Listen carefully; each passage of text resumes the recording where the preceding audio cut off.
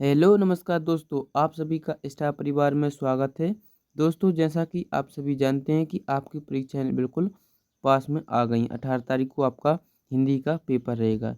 तो आप अपने पेपर की तैयारी के लिए हम आपके लिए त्रैमासिक परीक्षा की दृष्टि से कुछ इम्पोर्टेंट क्वेश्चन बता रहे हैं। उनको आपको याद करके ही पेपर देने जाना है। ये प्रश्न है जो आपकी त्रैमासिक के लिए तो इम्पोर्टेंट होंगे ही, और साथ में आपको वार्षिक परीक्षा के लिए भी इम्पोर्टेंट रहेंगी। तो इनको आपको याद कर ही लेना है।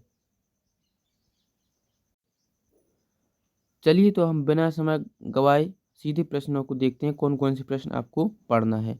तो आपको अपने पास क्षितिज नामक की एक पुस्तक होगी। क्षितिज है जो आपके पास एक पुस्तक है। क्षितिज से देखेंगे कौन कौन से आपको प्रश्न पढ़ने हैं। क्षितिज में सबसे चैप्टर एक फर्स्ट का नाम क्या है? सूरदास के पद।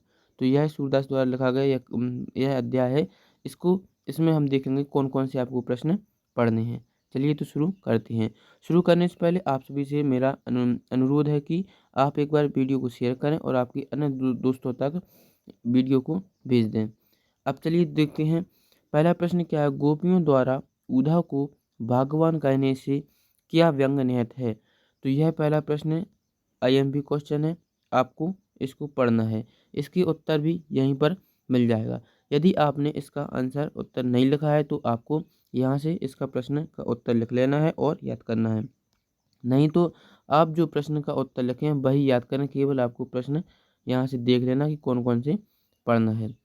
दूसरा प्रश्न भी इम्पोर्टेंट है। उद्धव के व्यवहार की तुलना किस किस से की गई है? कई बार परीक्षा में पूछा गया है, तो यह भी आपको पढ़ लेना है। आप चाहें तो इसका स्क्रीनशॉट भी ले सकते हैं। तीसरा प्रश्न में पूछा है, गोपियों ने किन किन उदाहरणों के माध्यम से उद्धव को उलाहने दिए हैं? तो वेरी मोस्ट आईएमपी क्वेश्चन है। तीसरा प्रश्न छोटा प्रश्न है और आपको याद कर लेना है।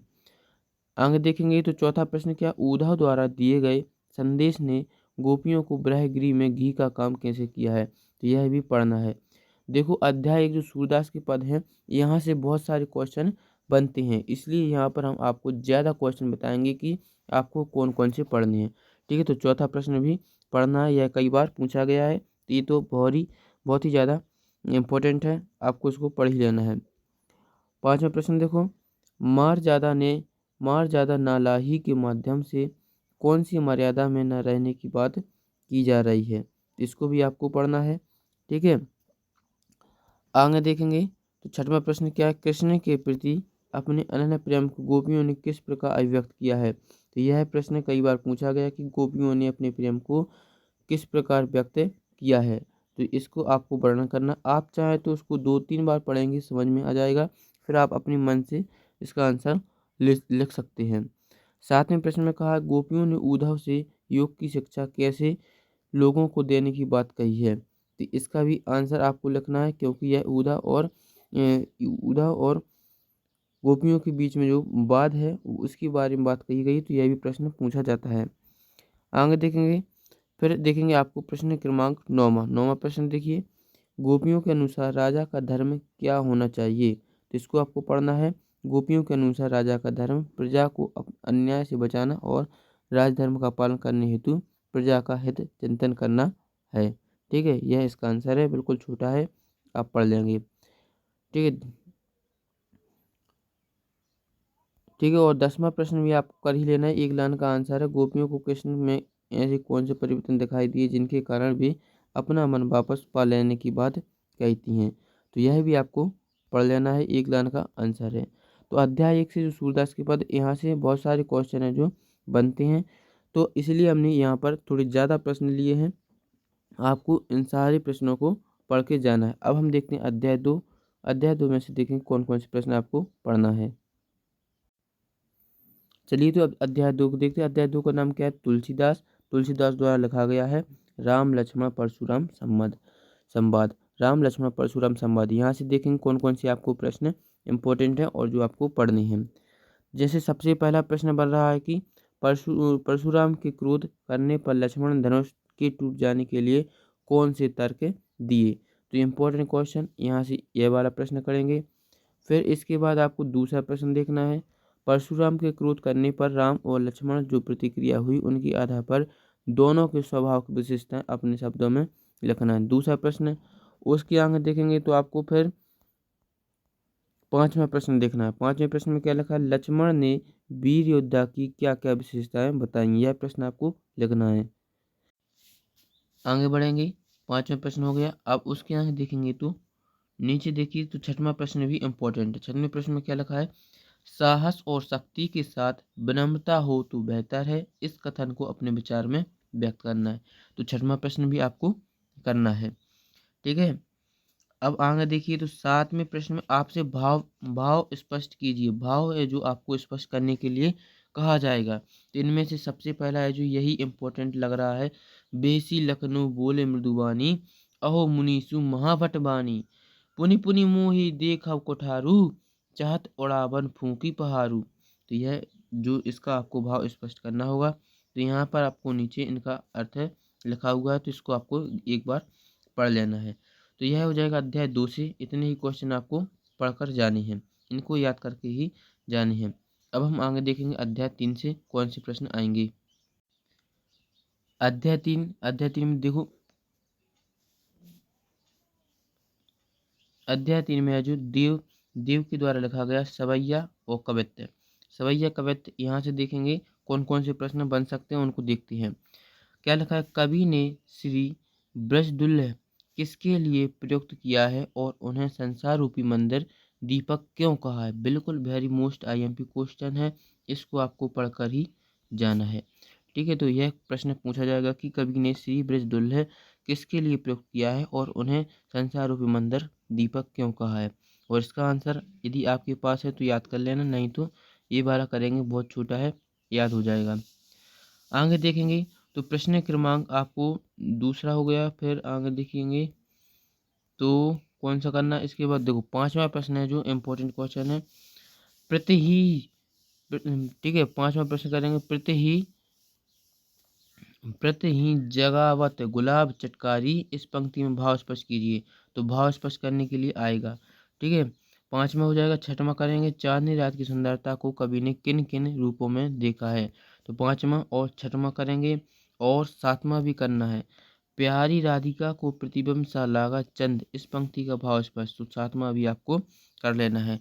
तो अध्याय 3 से आपको इतने ही क्वेश्चन करना है। 7वां करना है, 7वां करना है, और 6वां करना है, 6वां, 5वां, और फिर पहला प्रश्न देख लेंगे, ठीक है। पहला प्रश्न आपको देख लेना है। तो इतने क्वेश्चन आपको इसमें करने हैं अध्याय 3 में। और अध्याय 4 देखते हैं, ठीक है। आगे देखेंगे अध्याय 4 में कितना करना है। अध्याय 4 में देखो, कवि आत्मकथा लिखने से क्यों बचना चाहता है। जयशंकर प्रसाद द्वारा यह पाठ लिखा गया है। तो इम्पोर्टेंट क्वेश्चन है, कवि आत्मकथा लिखने से क्यों बचना चाहता है, पहला प्रश्न हो गया इसमें। और दूसरा प्रश्न देखेंगे, आत्मकथा सुनाने के संदर्भ में अभी समय भी नहीं, कवि ऐसा क्यों कहते हैं। तो दूसरा प्रश्न भी इम्पोर्टेंट क्वेश्चन हो जाएगा। और इसके आगे देखेंगे तो तीसरा तीसरा है जो इम्पोर्टेंट क्वेश्चन, स्मृति को पथे बनाने से कवि का क्या आशय है, कई बार परीक्षा में पूछा गया है। तो आईएमपी क्वेश्चन, स्मृति को पथे बनाने में कवि का क्या आशय है, ठीक है। अब यहाँ से एक आएगा आपको भाव स्पष्ट करने के लिए। तो भाव स्पष्ट करने के लिए भी यहाँ से बन सकता है, आप चाहे तो एक बार इनको पढ़ लेना है। आगे देखेंगे तो उज्ज्वल गाथा कैसे गाऊं, मधुर चांदनी रातों की कथन माध्यम से कवि क्या करना चाहता है। हाँ, यह भी इम्पोर्टेंट क्वेश्चन, 5वां प्रश्न है जो इम्पोर्टेंट क्वेश्चन, उज्ज्वल गाथा कैसे गाऊं, मधुर चांदनी रातों की कथन के माध्यम से कवि क्या कहना चाहता है, ठीक है। यह प्रश्न आपको करना है। फिर आगे देखेंगे तो आपको कौन सा प्रश्न करना है, 7वां प्रश्न करना है, कवि ने जो सुख का स्वप्न देखा था उसे कविता में किस रूप में अभिव्यक्त किया गया है। तो यह 7वां प्रश्न भी आईएमपी क्वेश्चन है। तो इतना है जो आपको अध्याय 4 में करना है, ठीक है। क्षितिज से आपको अध्याय 5 तक पूछा जाएगा। तो इसके आगे एक और अध्याय देखते हैं, अध्याय 5 से कौन कौन से प्रश्न बन सकते हैं। चलिए तो हम अध्याय 5 के देख लेते हैं कि सूर्यकांत त्रिपाठी नारायण द्वारा यह रचित अध्याय उत्साह अट नहीं रही है। तो इसमें से देखेंगे कौन कौन से प्रश्न है जो आईएमपी हैं। तो यहाँ पर देखो, सबसे पहला प्रश्न है, कभी बादल से फुहार रिमझिम या बरसने के स्थान पर गरजने के लिए कहता है क्यों। यह प्रश्न आईएमपी है, इसको आपको करना है। दूसरा प्रश्न देखेंगे, कविता में शीर्षक उत्साह क्यों रखा गया है। दूसरा प्रश्न भी आपको करना है, आईएमपी क्वेश्चन है। तीसरा प्रश्न, कविता में बादल किन किन अर्थों की ओर संकेत करता है। तो तीसरा प्रश्न आपको करना है, पूछा गया कि बादल है जो किन किन अर्थों की ओर संकेत करता है। ठीक है, आगे देखेंगे चौथा प्रश्न क्या है। चौथा प्रश्न आपको नहीं पढ़ना है। आगे देखेंगे तो आपको रचना अभिव्यक्ति मिलेगी। रचना अभिव्यक्ति में आपको देखेंगे तो इसमें से आपको प्रश्न क्रमांक दूसरा देखना है। दूसरा प्रश्न क्या है, कवि की आंख फागुन की सुंदरता से क्यों नहीं हट रही है। तो दूसरा प्रश्न आपको करना है।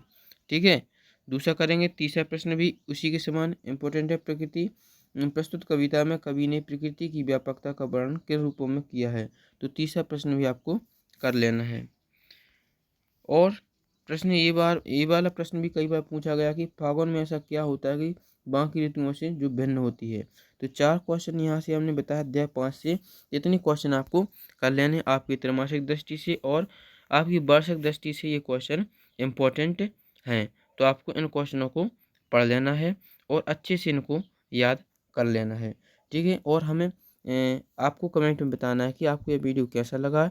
यदि आपको ये वीडियो पसंद आया तो चैनल को लाइक करें और आपके अन्य दोस्तों तक शेयर ज़रूर करें।